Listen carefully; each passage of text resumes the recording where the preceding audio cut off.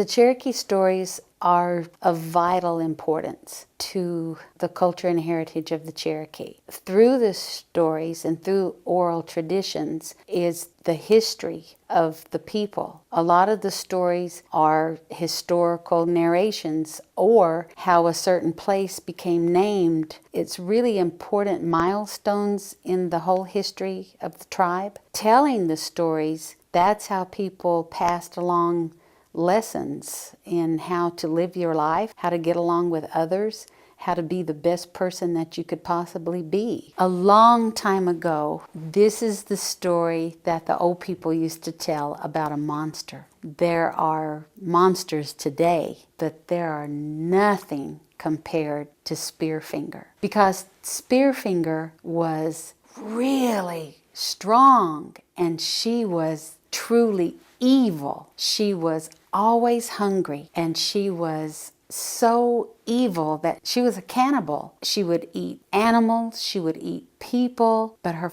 favorite food was the liver of young children. She had a long, razor-sharp finger that looked like a spear, and she would sneak up behind people and she would stab them in the back and pull out their liver and eat it bloody and raw. But the scariest thing of all about Spearfinger was she was a shape changer. And you would go off with your grandmother to pick berries, and Spearfinger would kill her, and then she would turn into your grandmother and call you over to sit in her lap. And that would be the end of you. She would never clean up. She was covered in gore and blood.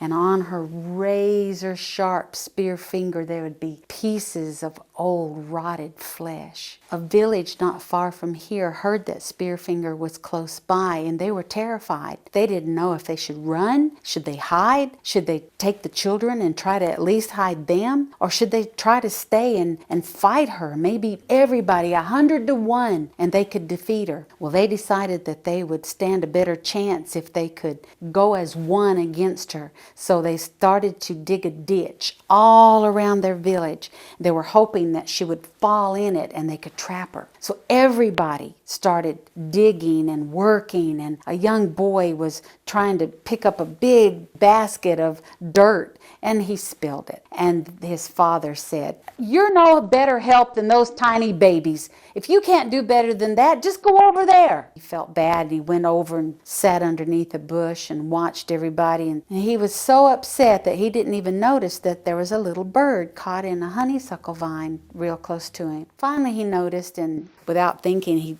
helped the little bird, and the little bird stayed right on his shoulder and said, "Spearfinger never fools with us. I can tell you a secret about her that will kill her for helping me. We birds watch her, and we know her secret. You can shoot her through her heart." He said, "No, you can't. She's got this skin that's so tough, it's like rocks, and nothing will get through there. No arrow will get through her skin. You can't kill Spearfinger through her heart." And she whispered the secret to him, and he was so excited. He was hollering, "Dad, Dad," and he ran out there and was going to tell the secret. And then they heard her coming. She was screaming. She was so hungry. She was stamping and running through the forest. And they were terrified when they saw her. And they hid, and she ran. She could smell them. She knew they were there, but she couldn't see them. She was foaming out the mouth, and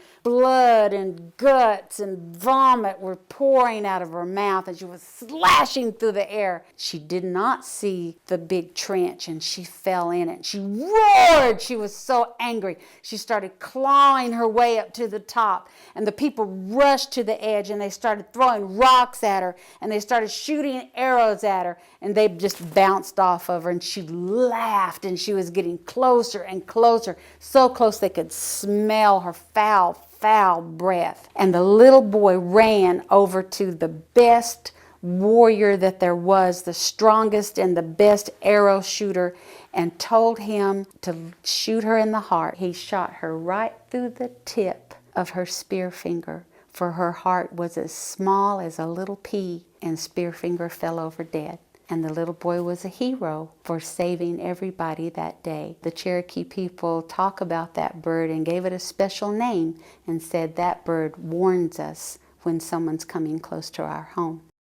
Any time that I have ever told stories to a group of children, when I start telling those stories, it's exciting and rewarding to watch them be transported into the story. And one little girl waited until everybody was almost out of the room, and then she said, "Are you the tooth fairy?" It startled me because I didn't tell a story about teeth or fairies. But then I realized that maybe listening to the stories was like magic to her. And the tooth fairy is a magic being, and I was that for her. And I'll never forget that. I'm always mindful of the responsibility that goes along with it, and I try to take that responsibility very seriously.